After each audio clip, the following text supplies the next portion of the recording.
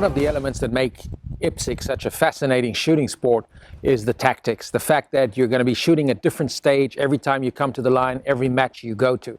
This makes it interesting, but also makes it extremely difficult, and it makes it more important to make the correct decisions for you. One of the common mistakes that beginner shooters make is that they look to see what the other guys are doing and they just assume that their choice is correct for themselves. That's not always the case. One of the most important things you need to do as you learn the sport is build a bank of information about your own shooting abilities. You have to know for yourself how long it takes you to run a particular distance, to transition between two positions which are 5 meters or 5 yards apart. You have to know how much slower you're going to shoot on 25-meter targets as opposed to 10-meter targets.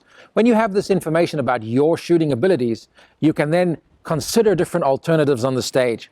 It may be right for one shooter to run forward and shoot the targets closer by, whereas for another shooter, it might be better to stay back and shoot the targets long distance. The result will not be the same, and it depends mostly on your own strengths and weaknesses.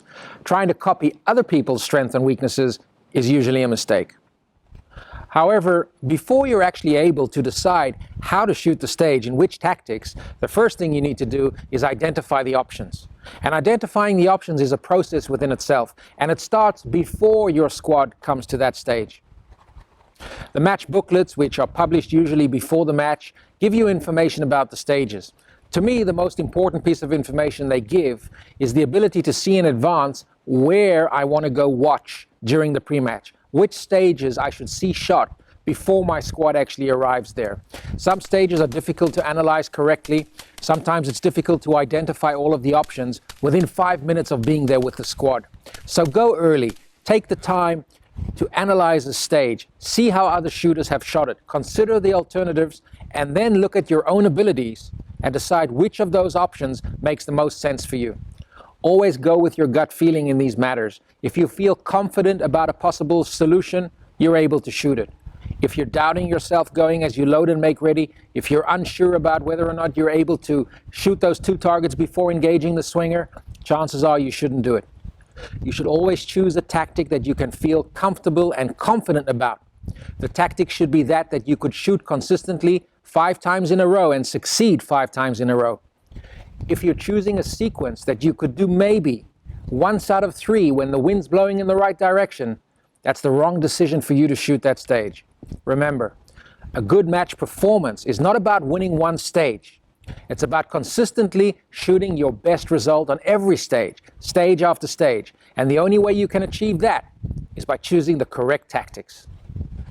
Another useful way to collect information about the stage and identify the options is to watch other people shoot. If you're able to watch earlier squads shooting on a complicated stage, that's an advantage. But if you're not, you're going to have to watch your teammates or your squad mates shoot through the stage and see which options they identified and how they decided to shoot the stage. But be careful about when you choose to make your decisions. Don't leave those decisions too late, because you have to give yourself the time you need to rehearse. One of the biggest mistakes people make is trying to change their tactics at the last minute.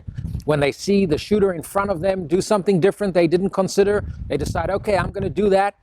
If you make that change too late, after you've already made your rehearsals, your mental rehearsals for the stage, chances are you're setting yourself up to fail. You're going to confuse yourself, and you'll not be able to run through the stage subconsciously as you really need to be able to do for a successful stage.